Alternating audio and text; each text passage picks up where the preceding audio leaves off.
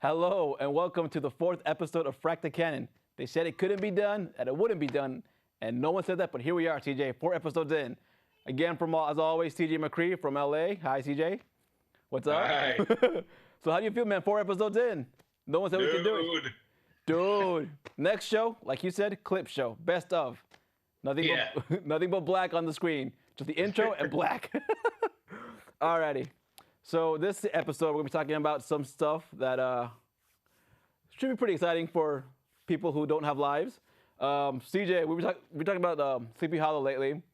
And if you want to give us a little recap of what Sleepy Hollow is, and then I'll fill in some stuff too. Mr. McCree. Okay. So Sleepy Hollow is that show that I never thought that I would like ever in a million years, because it's like this curious mix of everything that I hate. It has like, first of all, it's a show based on sort of based on a movie, but based on lore. Right. You know what I mean? They're trying to, the idea of Sleepy Hollow, obviously, the Tim Burton movie is like our most recent introduction into that. Mm-hmm. Our most recent foray into the world of Sleepy Hollow. Right. So it's definitely not that show. It's something completely different. And when I started watching it, it actually really hooked me. Basically, it takes sort of the legend of Sleepy Hollow loosely. You have Ichabod Crane, Yep. Who was this guy. He was this turncoat, basically, who was kind of like a spy for the early Americans, Mm-hmm. who was working on our side.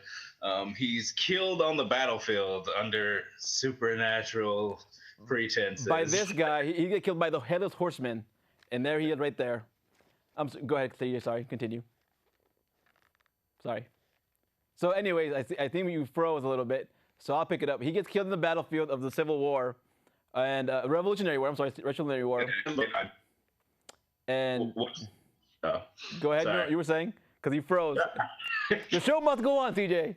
No, I know. No, anyways, yeah, he wakes up to it. He wakes up in our time, and then all of a sudden, he finds out that the Headless Horseman was actually one of the horsemen of the apocalypse. And it's like all this crazy things happen. His son's still alive, and he's one of the horsemen of apocalypse. And he's War, right? Isn't his son War, the War of the the Horseman War? Yeah, the Horseman War, played by you know that guy's name? I don't. It's some old guy, but he's really good. I like him. Yeah, he's from the show Fringe. The old guy from Fringe. Yeah, but no, he's rad. He has an awesome voice. I really like his voice, actually. It's like deep and like awesome. But yeah, he finds out his son's still alive, and like his wife is like trapped in like purgatory or something. Yeah, that's right. Because she's the witch, right? Like, yeah. It's a good-looking cast. Everyone there is good-looking. Brown hair. She's the one that put the spell on him to bring him back to life. It sounds crazy. This is the craziest thing ever sounding show. But it was like awesome. Like I didn't expect this much from that show. And for the first 2 seasons, like it was really interesting and really engaging. Because it's about they're fighting off the devil pretty much. It's all the devils, like the big one, right? Like whoever. It's based on Judeo-Christian teachings. It's that devil, right? Mm-hmm. Right. It's Malekith, right? Malik. And then this season, they're fighting Pandora. And this is their second tribulation, the second big adversary they have to fight. I'm like, I love Greek mythology. You know I love Greek mythology. But I'm like, it's not as strong as the first season, but it's still funny. It's still funny, so I'm still hooked. But I'm behind 2 episodes because I've been busy. But that's how I feel. It's not as good as the first 2 seasons. I like that you said it's still funny, because that's like sort of what keeps drawing me back, because I really like the chemistry between the characters. Like that's the biggest thing in the show to me. The main characters of Ichabod Crane and the detective that he works with, Abby Mills. Yeah. First off, I should say it's a procedural show, sort of. You know what I mean? So it's like they get cases. And they solve the case by the end of the show. You know what I mean? There's like an overarching sort of story arc happening in each season, but it's pretty much procedural show. You know what I mean? So it's like buddy cop dramedy. You know what I mean? About these 2 guys, or this guy and this girl, and how they how they're falling in love, kind of. Which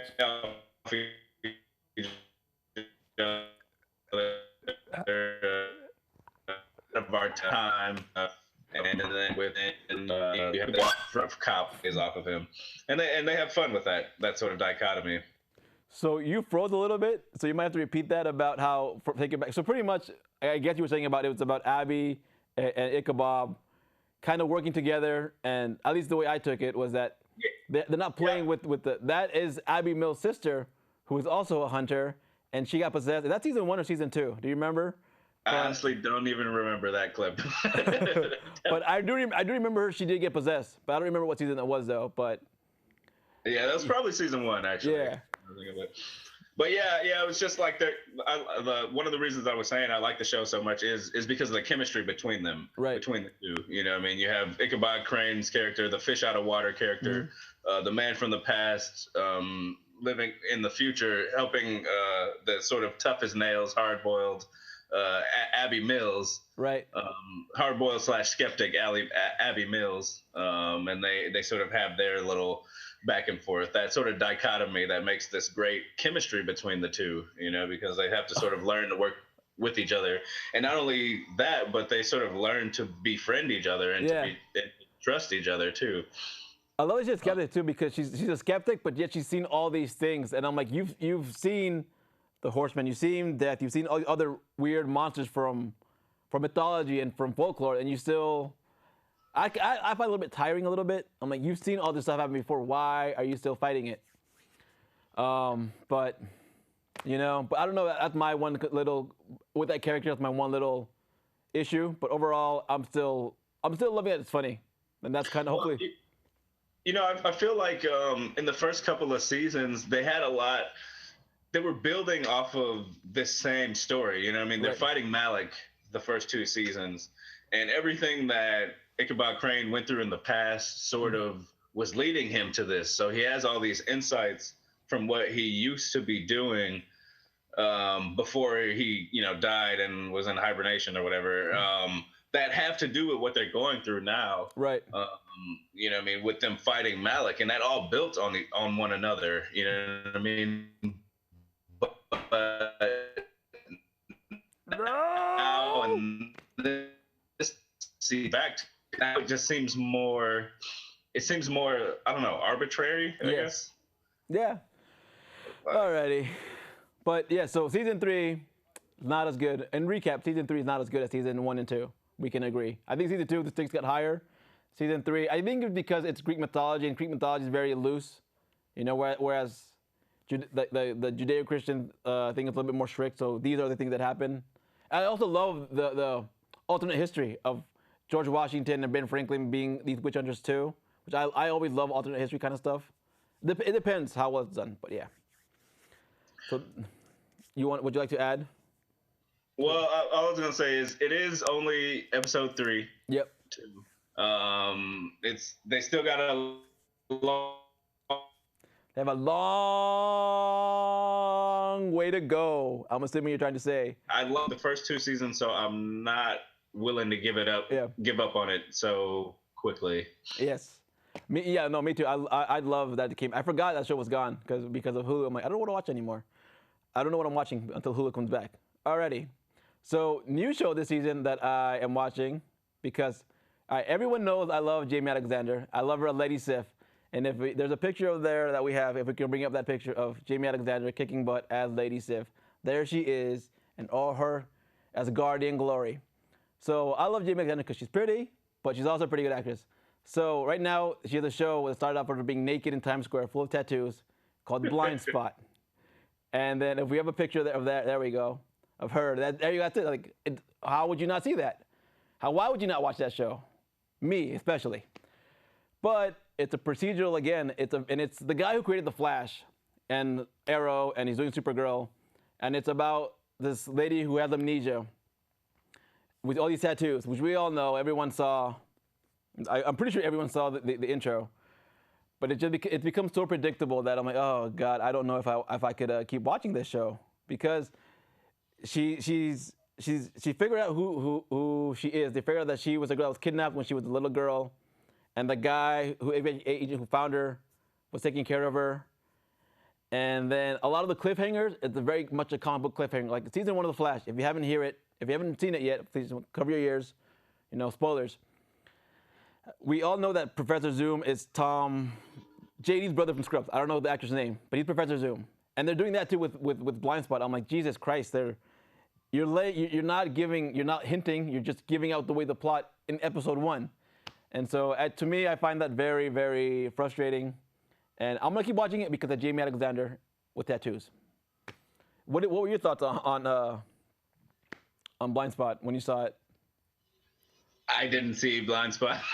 No, but I mean the teaser, or did that interest you at all? The premise? I mean, I thought that it seemed very interesting. Right. Like to me, like me and you talk a lot, and I'm a big fan of fall TV season, like when new shows are coming out. Right.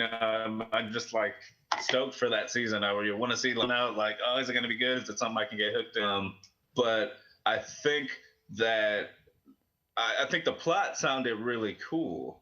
So I was really interested in watching Blind Spot. I still haven't seen it yet, but it's something that I'll probably check out. I don't know, when it gets on Netflix, I'll just binge watch it, what you were saying about them giving up sort of the plot, kind of like they did in Flash, what I mean? Yeah. Like we knew very early on that, Harrison Wells was Reverse Flash. Right, yeah.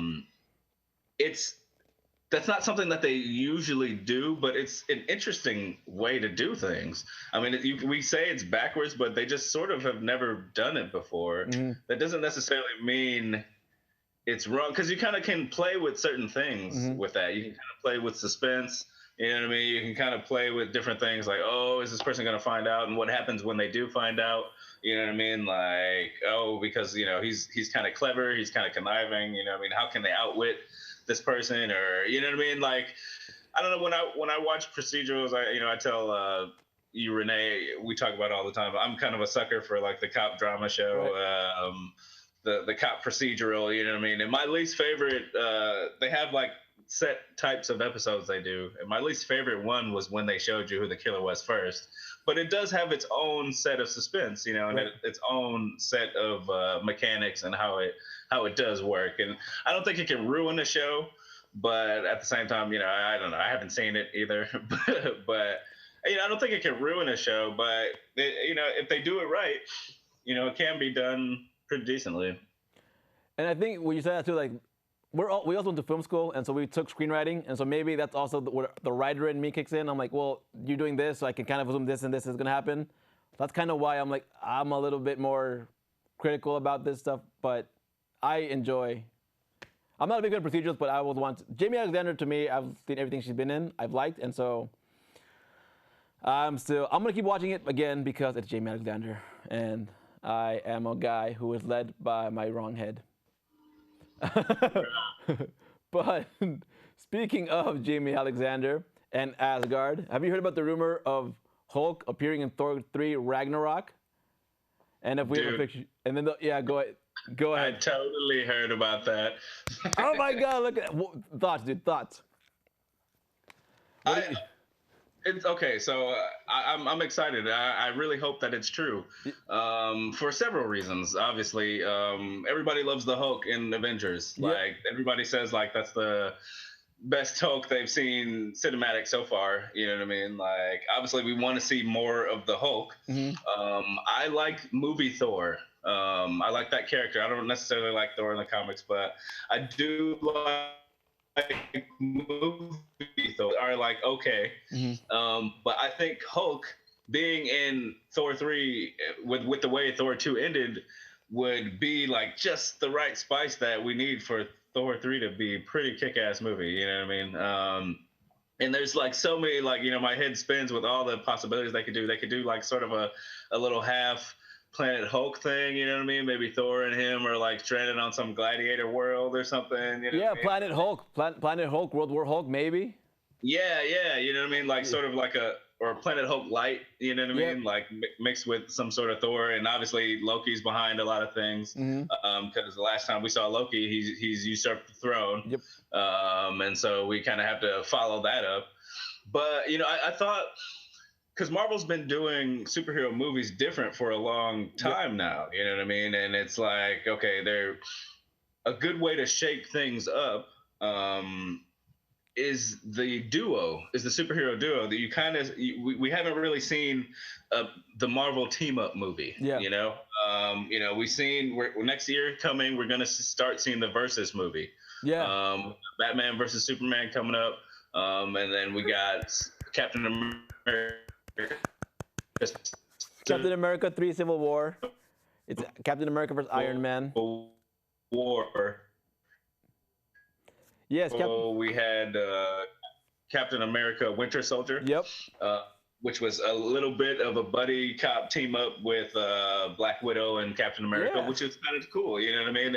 And we had a little elements of the Falcon in there too. Dude, I love the Falcon. I want to see more Falcon in Civil War 3. Yeah, I mean, but I think it's a good idea if they just had the Hulk in there. You know what I mean? Like, I think it's a good idea to do like these little team up movies. You know what I mean? Because it's something different that we haven't seen yet. It's something different that no one's really doing. You know what I mean? Like, this two heroes kind of come together and like do a movie. Yeah, we did the big Avengers, event movie. You know what I mean? That had never been done before, but now it is, and it's going to be done all the time. You know what I mean? We're getting like a superhero team up movie. I mean, like a big team superhero movie like every other year now. You know what I mean? We got X-Men.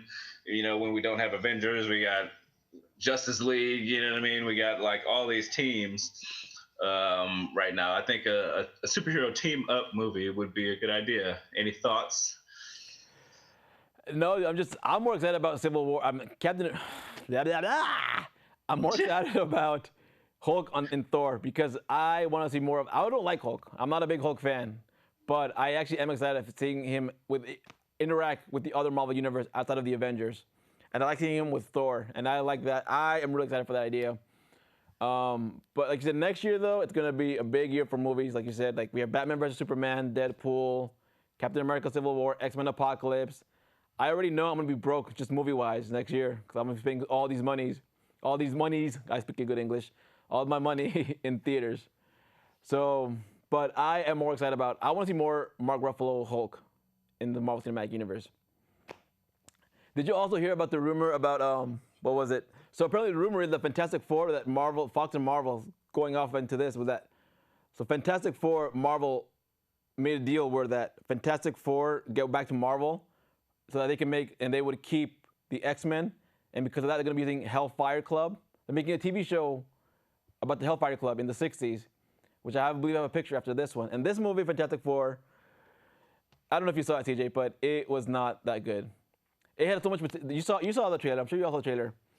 And they're going to make a show about this, the Hellfire Club, which is kind of like an Illuminati kind of group. There is a real Hellfire Club from what I know, and it's about Emma Frost from the X-Men now, and how they're pretty much trying to bring in mutants and control mutants. I never understood I never was a big fan of the Hellfire Club, but it sounds interesting to me. Just the fact that Fox and Marvel made a deal with the X-Men. For the X-Men, it's kind of what mostly interested me about this news, that they would give Fantastic Four away for the X-Men and make a Hellfire Club TV show based in the 60s. That's what I find the most interesting out of all this. Yeah, I mean, I think that's pretty interesting. I mean, they've been talking about. We've been hearing little tidbits about them doing an X-Men series, right? Lately, and I mean, I think that's an interesting way to go. Like a period piece that's also X-Men. Like, I really liked the movie X-Men First Class, and that was kind of a period piece. I thought that did well. I liked Days of Futures Past, and I mean, that was also a period piece. I love Days of Future Past. Yeah, I think when they're doing that with X-Men, I think it kind of works really well.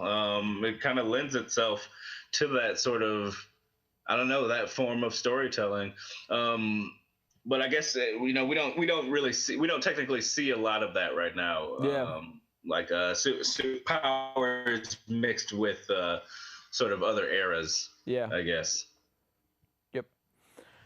Alrighty, so I don't know how much time we have left, but this is my one other final news about movies and John McClane So, CJ, I know you're a big Die Hard fan. Well, I'm pretty sure you're a big Die Hard fan. Oh, there we go, right behind me. There he is, Mr. Willis. Can you see that? There you go. So, did you hear the rumor that, well, not rumor, but I guess it's happening, is that they're making a Die Hard prequel, an origin story about John McClane before the event of Die Hard. But isn't Die Hard the origin story of Die Hard? He's just a good cop, wrong place, wrong time, bad situation kind of thing. Isn't that what Die Hard is? Yeah, I mean, that's how I feel. Like, Die Hard is the origin story. Right. Like, I mean, the origin story of John McClane would be what? Some dude is sitting around eating donuts and being angry to his wife and being a horrible father. Like, that sounds horrible. I don't want to watch that at all. Like, it sounds like a movie about a guy who's constantly losing. Like, I mean, some guy who has a horrible life and there's no punchline. Like, you know what I mean? His like, life is a punchline. Yeah. I was just like personally, I'm just like, oh my god, another prequel movie. Like you said too, it's him getting divorced, and I want to see him giving tickets in uniform. That's what it should be, a comedy, and he should be getting divorced, and being it should be John McClane Mall Cop. That's what it should be. That's how I see it. Oh my god! Like, he loses his hair. He starts balding. Yeah. Dude, but yeah, I mean, how do you feel about the state of the Die Hard franchise, CJ? Like the first three, I think the first two, I liked a lot. Wait, is 2 the one with Samuel L. Jackson, or is that 3?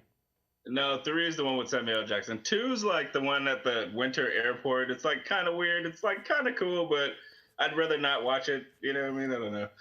And but like, I mean, 1's awesome, and I think 3 is awesome. And then 4 is like passable. Is 4 the one with Kevin Smith? Yeah, 4 is the one with Kevin Smith. It's like passable, but it's like, whatever. I actually thought 5 was pretty decent though.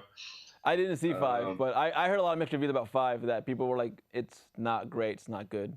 It's good, it's not bad. I haven't seen 5. I mean, see, the thing is like, I think 1 and 3 are good, are good. Right. You know what I mean? I think they're good, but the rest of them, I can't say that about. You know what I mean? The rest of them, they're just okay movies to watch. You know what I mean? If you just want to take in an action flick, that's what the rest of them are. Okay. But yeah, I mean, I'm probably going to go see it just to see what the hell they do with that movie with John McClane as a beat cop. But I Do we know any casting news? Are they going with Joseph Gordon-Levitt? That would be amazing. Alrighty, so we have 5 minutes left, CJ. And now this is the big piece that I've been waiting for. CJ, you know I'm a big Power Rangers fan, don't you? Totes. Like, how big of a Power Rangers fan would you say I am? Like, go ahead. On a scale of 1 to 10, the biggest. Yeah. You're like half past that. So remember I wrote I wrote a spec script for Power Rangers when I was 21, and I sent it to New Zealand to get a writer's job. And then so you know that they're making a Power Rangers movie reboot, right? Like, and apparently the movie is a Mighty Morphin. And so they've already started casting the new Rangers. And here we have Naomi Scott, who is apparently in The Martian, which I want to see, but she's going to be the new Pink Ranger, which makes sense, right? She's going to be Kimberly, supposedly, if they're doing Mighty Morphin. So that's Naomi Scott as the Pink Ranger. If we can go to the next Ranger, we could see who that is. That is Crowd Montgomery. I don't know who he is.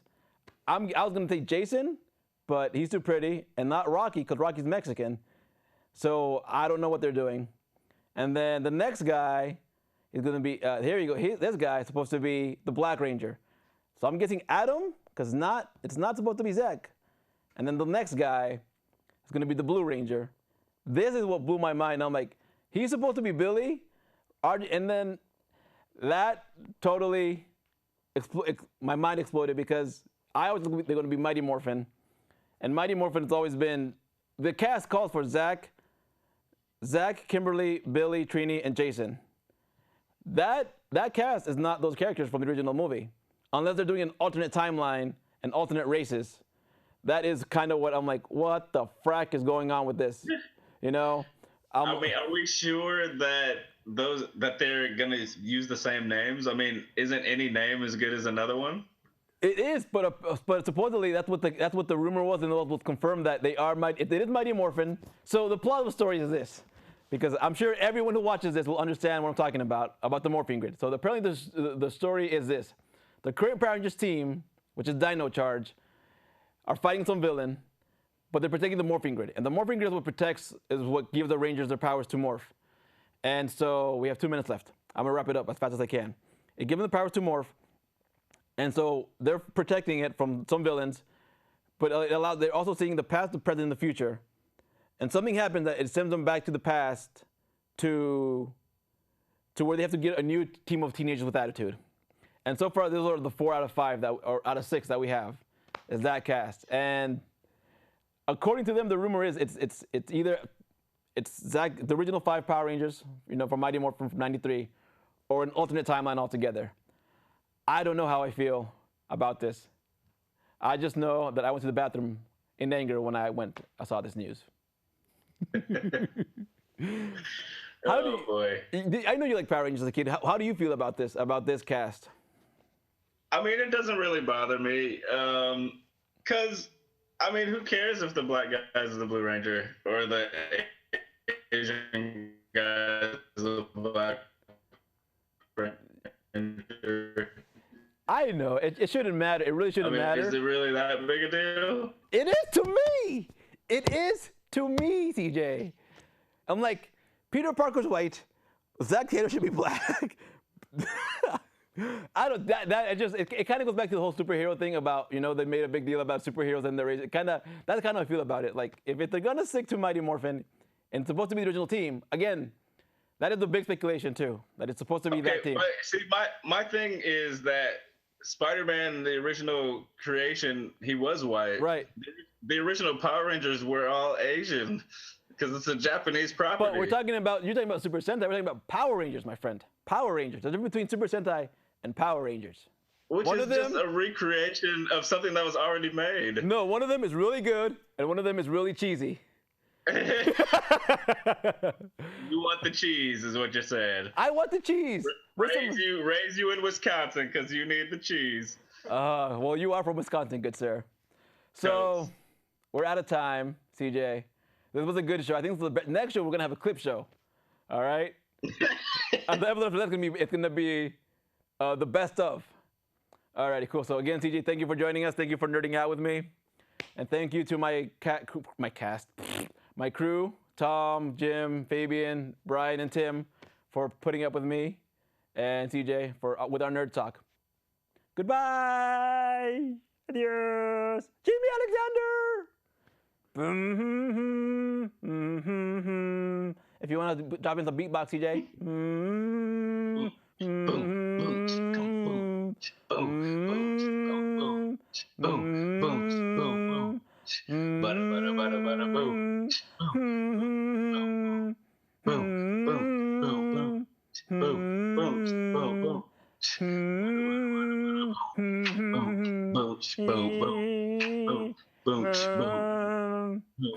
Sliding into. What are you even doing? I don't know, but let's keep doing this. Oh boy. There he is. I don't know, Chewbacca in Heat or something.